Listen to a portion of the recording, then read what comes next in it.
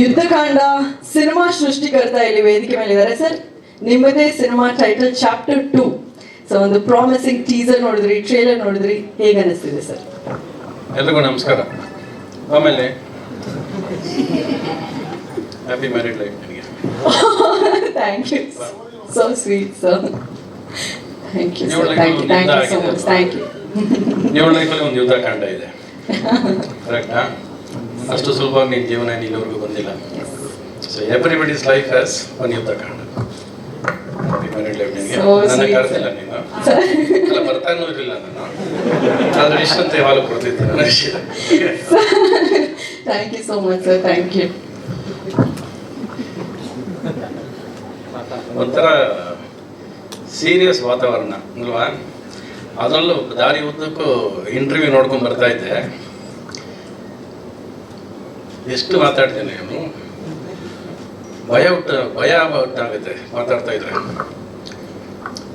ಯುದ್ಧಕಾಂಡ ಏನು ಅಂತ ನನಗೆ ಪ್ರಶ್ನೆ ಸ್ಟಾರ್ಟ್ ಆಗೋಯ್ತು ಇಂಟರ್ವ್ಯೂ ನೋಡ್ಕೊಂಡು ಬರ್ತಾ ಇರ್ಬೇಕಾದ್ರೆ.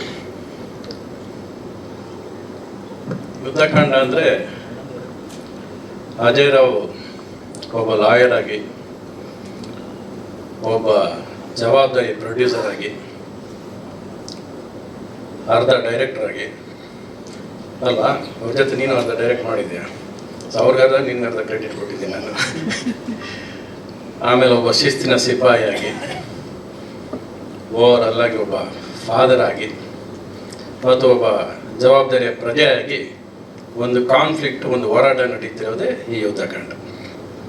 ಕರೆಕ್ಟ್? ಅದು that is what is happening inside you. ನೋಡಿ ಎಷ್ಟು ಸೀರಿಯಸ್ ಆಗೋದು ಜನ ಎಲ್ಲರಲ್ಲಿ. ನಿನ್ನ ಆಸೆ, ನಿನ್ನ ಕನಸು, ನಿನ್ನ ಶಿಸ್ತು, ನಿನ್ನಲ್ಲಿ ಒಂದು ಜವಾಬ್ದಾರಿ ಎದ್ದು ಕಾಣಿಸುತ್ತೆ ಸಿನಿಮಾ ಮಾತುಕತೆಯಲ್ಲಿ. ಅದು ಆ್ಯಕ್ಚುಲಾಗಿ ನಮ್ಮಂಥವ್ರಿಗೆ, ನಾವು ಸಿನಿಮಾ ನೋಡ್ತಿರ್ಬೇಕು, ನಾನು 40 ವರ್ಷ ಸಿನಿಮಾ ಜರ್ನಿ ಮಾಡ್ಕೊಂಡು ಬಂದವ್ರಿಗೆ ಒಂದು ಭಯ ಮುಖ ಆರ್ಟ್ ಹೊಡ್ಕೊಳ್ಳೋಕೆ ಸ್ಟಾರ್ಟ್ ಆಗುತ್ತೆ. ಅಂದರೆ ಅಷ್ಟು ಪ್ರೀತಿಸ್ಬಿಡ್ತೀವಿ ಸಿನಿಮಾನ. We love the cinema so much. ಒಂದು ಸಿನಿಮಾ ಪರದೆ ಮೇಲೆ ಒಂದು ವೈಟ್ ಪರದೆನ ಪ್ರತಿ ಸಾರಿ ಒಂದು ಬಣ್ಣ ಬೆಳಿಬೇಕಾದ್ರೆ ಅದು ಆ ಬಣ್ಣ ಅಲ್ಲಿ ಹೋಗಿ ಮೆಚ್ಚಿಸ್ಕೊಂಡು ಬರುತ್ತೆ ಅನ್ನೋ ಖುಷಿ ಇದೆಯಲ್ಲ, ಆ ಖುಷಿ, ಆ ಟ್ರಾವೆಲಿಂಗ್, ಆ ಎಕ್ಸೈಟ್ಮೆಂಟು, ಆ ಪ್ರೀತಿ ನಿನ್ನಲ್ಲಿ ಕಾಣಿಸುತ್ತೆ. I could see myself in you in so many interviews. ಇನ್ನು cinema I think more or less story ಏನು ಅನ್ನೋದನ್ನು ನೀವು ಆಲ್ರೆಡಿ ತುಂಬಾ ರಿವೀಲ್ ಮಾಡಿದ್ದೀರಾ ಅಂತ ನನಗನ್ಸುತ್ತೆ. You already given in to the public what the fight is for ಅನ್ನೋದನ್ನು. ಆಮೇಲೆ ನೀನೊಂದು ಪಾತ್ರವಾಗಿ ಲಾಯರಾಗಿ ಕಾಣಿಸ್ಕೊಳ್ಳೋದ್ರಲ್ಲಿ ನಿನ್ನ ಪರ್ಫಾರ್ಮೆನ್ಸ್ ಮೇಲೆ ಎರಡನೇ ಡೌಟ್ ಇಲ್ಲ. ನೀನು ಅದೆಲ್ಲ ಬಿಟ್ಟರೆ KGF ಅಲ್ಲಿ ನಮಗಿಬ್ಬರೇ ನೆನಪಾಗೋದು. ಒಂದು ನಮ್ಮ ಯಶು, ಬಿಟ್ಟರೆ ಮದರು. ಆ ಮದರ್ನ ಮತ್ತೆ ಇಲ್ಲಿ ಮನೆಯಕ್ಕಾಗತ್ತೆ ನಾವು, ಅಷ್ಟೇ ಪವರ್ಫುಲ್ ಕ್ಯಾರೆಕ್ಟರ್ ನಿಮಗೆ ಇಲ್ಲಿ ಎದ್ದು ಕಾಣಿಸ್ತಾ ಇದೆ. ರಾಜ್ಞಾ, ಎಷ್ಟು ಚೆನ್ನಾಗಿ ಭಾಷಣ ಬಯಾಟ್ ಮಾಡಿದ್ಯಾ ನೀನು, ಅಂದರೆ ನೀನು ಅಷ್ಟೇ ಚೆನ್ನಾಗಿ ಆ್ಯಕ್ಟ್ ಮಾಡಿರ್ತೀಯ ಅಂತ ಗೊತ್ತು ನನಗೆ. ನನ್ನ ಪಿಕ್ಚರ್ ನೋಡಿದ್ಯಾ ಹೋಗ್ಲಿ ನೀನು? ಯುದ್ಧಕಾಂಡ ನೋಡಿದ್ಯಾ? ನಿಮ್ಮ ಅಪ್ಪ ಅಮ್ಮ ನೋಡಕ್ಕೆ ತೋರ್ಸಕ್ಕೆ ಬರ್ತಿರ್ತಾರೆ ಬಿಡು. ಪವನ್ ಬನ್ನಿ ಸ್ಟೇಜ್ ಮೇಲೆ.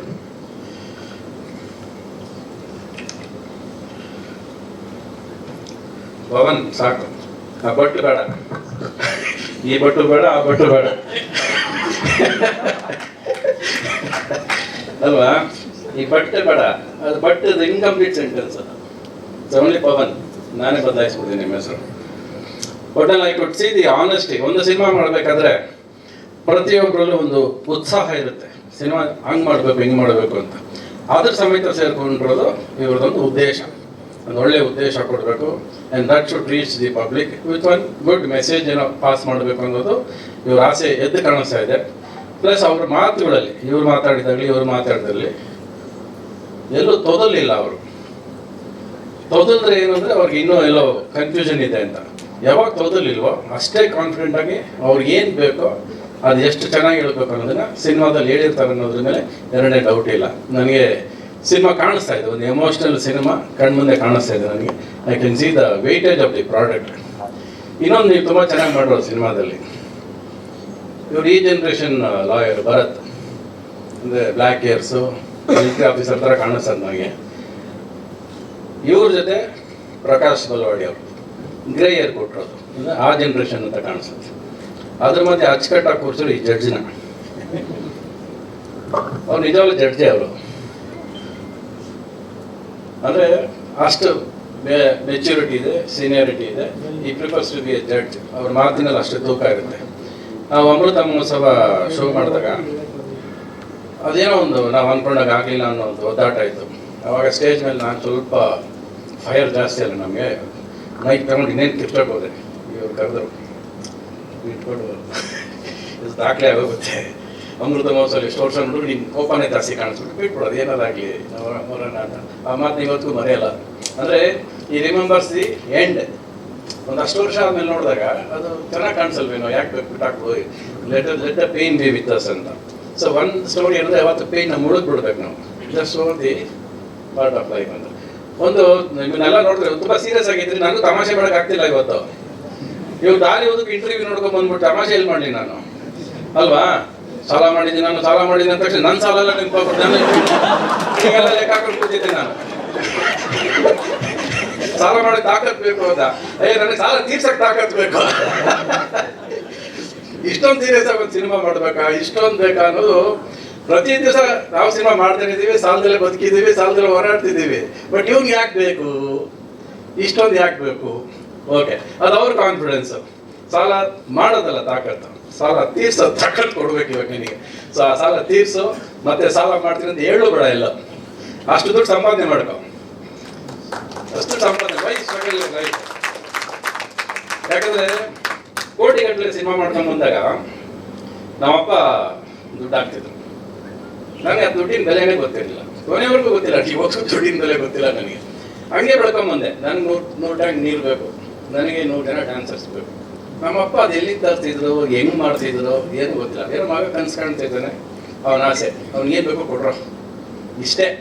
ಅದರಿಂದ ಎಷ್ಟು ಸಾಲ ಮಾಡ್ತಿದ್ದಾರೆ, ಅವ್ರು ಎಷ್ಟು ಕಷ್ಟಪಡ್ತಿದ್ದಾರೆ ನನಗಂತೂ ಗೊತ್ತಿರಲಿಲ್ಲ. ಬಟ್ ಡೇ ಕೇಮ್, ಪ್ರತಿ ಪೈಸಾಗೂ ಗೊತ್ತಾಯ್ತು ನನಗೆ. ನನ್ನ ಜೇಬು ಖಾಲಿ ಆದಾಗ, ಅರೆ ಇವಾಗ ದುಡ್ಡು ಇಲ್ವಲ್ಲ. ಎಷ್ಟೇ ದುಡ್ಡು ಇಲ್ಲದೆ ಹೋದ್ರು ಕೂಡ ಸಿನಿಮಾ ಮಾಡೋ ಹುಚ್ಚಂತ ನಮ್ಮನ್ನು ಬಿಡಲ್ವಲ್ಲ.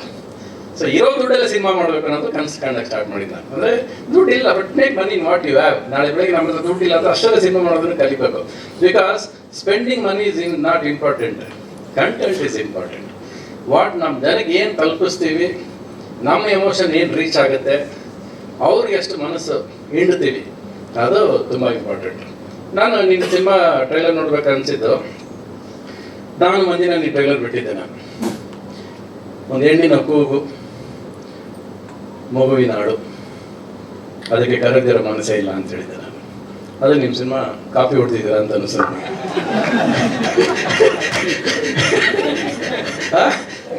ಟೈಟ್ಲ್ ಅಲ್ಲಿಂದ ಕಾಪಿ ಹೊಡ್ತಿದ್ರು ಏನು ಅನಿಸ್ತು ನನಗೆ. ಸರಿ, ಓಕೆ, ನಾನದು ಮುಗಿಸ್ಲಿಲ್ಲ ಸಿನಿಮಾನ, ಅದರಿಂದ ತೊಂದರೆ ಇಲ್ಲ. Nice to see a team with so much of dedication, with so much of perfect expressions. ಎಲ್ಲರೂ ಖುಷಿಯಾಗಿ ಸಿನಿಮಾ ಮಾಡಿದ್ದೀರ, ಖುಷಿಯಾಗಿ ಹತ್ತಿದ್ದೀರ ನೀವು, ಅಲ್ವಾ? ಒಳಗೊಂದು ಖುಷಿ ಇದೆಯಲ್ಲ. ನಾವು ಏನೇ ನಟನೆ ಮಾಡಿದ್ರು ಕೂಡ ಒಳಗೊಂದು ಮನಸ್ಸು ತೃಪ್ತಿ ಅಂತ ಇರುತ್ತಲ್ಲ, ಅದು ನಗ್ತಾ ಇರುತ್ತೆ ಒಳಗೆ. ನಮ್ಗೆ ಖುಷಿ, ನಾನು ಚೆನ್ನಾಗಿ ಮಾಡೋದು ಅನ್ನೋದು. ಆ ನಗು ನನಗೆ ನಿಮ್ಮಲ್ಲಿ ಕಾಣಿಸ್ತಾ ಇದೆ, ತೃಪ್ತಿ ಕಾಣಿಸ್ತಾ ಇದೆ, ಇವನ್ ಮನಸ್ಸಲ್ಲಿ ತೃಪ್ತಿ ಕಾಣಿಸ್ತಾ ಇದೆ, ಮತ್ತೆ ಮಾತುಗಳಲ್ಲಿ ಕಾನ್ಫಿಡೆನ್ಸ್ ಕಾಣಿಸ್ತಾ ಇದೆ, ಗೆಲ್ತೀನಿ ಅನ್ನೋ ಇದು ಕಾಣಿಸ್ತದೆ. ಇದಕ್ಕೆ ನಾವೇನು ಮಾಡ್ಬೋದು, ವಾಟ್ ಈಸ್ ದಿ ಕಾಂಟ್ರಿಬ್ಯೂಷನ್, ನಾವೇನು ಕಾಂಟ್ರಿಬ್ಯೂಷನ್ ಕೊಡ್ಬೋದು ಅನ್ನೋದು ಒಂದು ಪ್ರಶ್ನೆ. ಅದು ಇವ್ರು ಹೇಳಿದ್ರು, ಏನೋ ಪ್ರತಿಯೊಬ್ಬರು ವ್ಯಕ್ತಿಗೂ ಸಿನಿಮಾ ಜವಾಬ್ದಾರಿ ಇದ್ರೆ ನೋಡಲೇಬೇಕು. ಇದು ಅವ್ರು ಹೇಳಿದ್ರು. ನಾನು ಇಲ್ಲೇ ಒಂದು 5 ticket gold class ತಗೊಂಡ್ಬಿಡ್ತೀನಿ.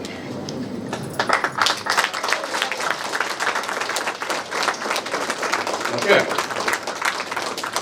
I will see the film in the theatre, paying money. OC ನೋಡಲ್ಲ ನಾನು.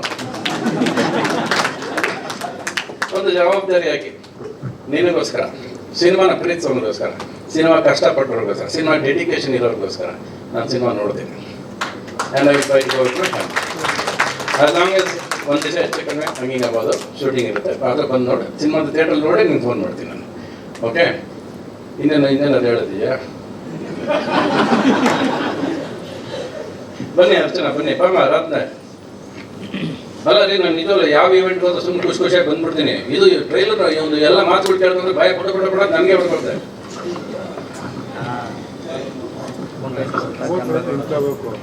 ಸಿನಿಮಾದ ಕಾಸ್ಟ್ ಅಂಡ್ ಕ್ರೂ ದಯವಿಟ್ಟು ವೇದಿಕೆ ಮೇಲೆ ಬರಬೇಕು.